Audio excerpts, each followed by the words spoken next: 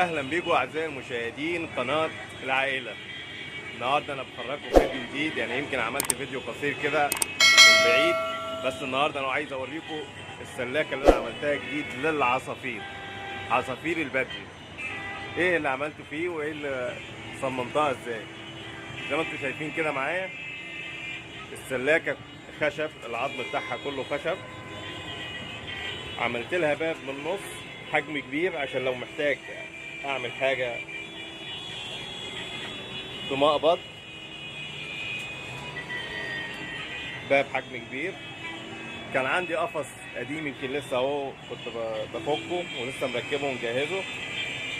القفص قديم عندي وملوش احتياجات عندي، كان قديم وبايظ، قفصين بالظبط. زي ما انتم شايفين خدت الوش بتاعه وركبته عشان استفيد، يبقى انا عندي باب صغير او بيبان صغيره اقدر ادخل منها العصافير من غير ما استخدم الباب الكبير. بيبان صغيره، بالاضافه ان اقدر اركب الاكلات بتاعتي، الاكلات الاوتوماتيك اللي هي بتكون خارجيه من بره، عشان ما افضلش افتح على العصافير، عصفور يطلع او عصافير تطير مني. فانا كده بستفاد، لان القفص القديم كده كده ما كانش ليه استخدام. خدت الوش بتاعه وركبته، واستفدت ان ركبت الاكلات خارجيه. طبعا انتوا عارفين بتبقى انضف من نركب اكلات من اللي هي العاديه اللي هي زي دي، واركبها من جوه بدل ما يطير العصافير. يبقى انا كده ايه، جهزت عصافيري. وركبت برضو من تحت عشان انا عامل من تحت زي ما انتم شايفين كده سلم صغير منظر، وعامل اشكال كده، حاجات شكلها حلو كمنظر ليها. زي ما انتم شايفين انا حطيت العصافير اللي كان عندي جزئين، سبتهم جوه، مدي منظر.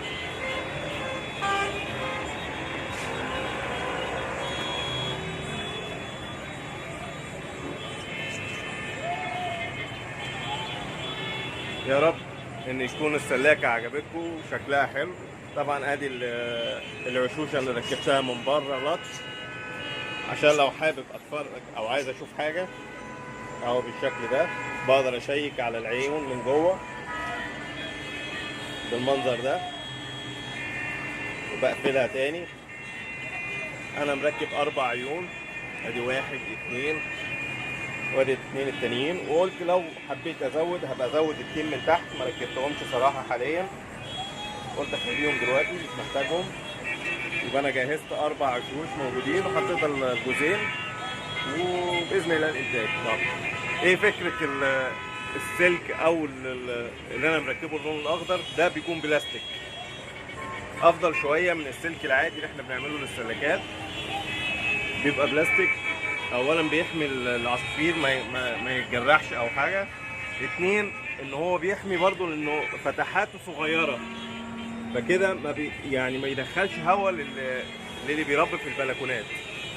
طبعا برضو بيبقى حمايه، لان انتوا عارفين العصافير انت لازم تعملها زي الطفل البيبي، انت لازم تحافظ عليهم. فانا باجي بالليل بروح مغطيها كلها من فوق من الجنب ده لان انا عندي البلكونه في الوش، فبروح مغطيها من الجنب، بغطي الوشوش وجزء من الوش، فبيبقى بالليل متدفيين. حبيت اشيلها بالنهار بشيل الغطا، ما حبيتش اهو بخليه يبقى عندهم التهويه لغايه ما يجي الصيف، بيرجع تاني تشيل الغطا وتسيبهم زي ما هم. طبعا المنظر بيكون جمالي في البلكونه بالشكل ده، منظر العصافير وسلاكه كبيره.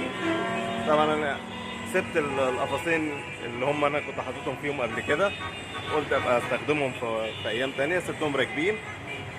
بالاضافه طبعا انتوا اكيد شفتوا السلاكه بتاعتي، انا كنت عامل سلاكه حمام شايفينها قبل كده، وحاطط الحمام فيها. استخدمت الجنبين